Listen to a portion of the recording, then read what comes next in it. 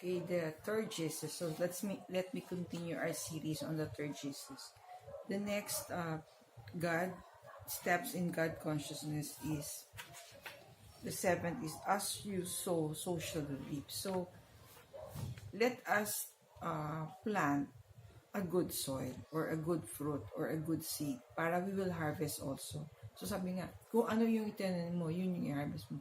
So if you plant good deeds or intelligence or blessings to others, so yun din yung makukuha mo. So minsan kasi we get what we plant eh. So kaya nga, as you sow, so shall you reap. So Jesus is telling us or teaching us na let's do good. Let's be our best self so that we can offer also to others this best self for us or the best harvest, the greatest harvest or the biggest returns we can have. Thank you for watching. See you in our next video. Please like and subscribe.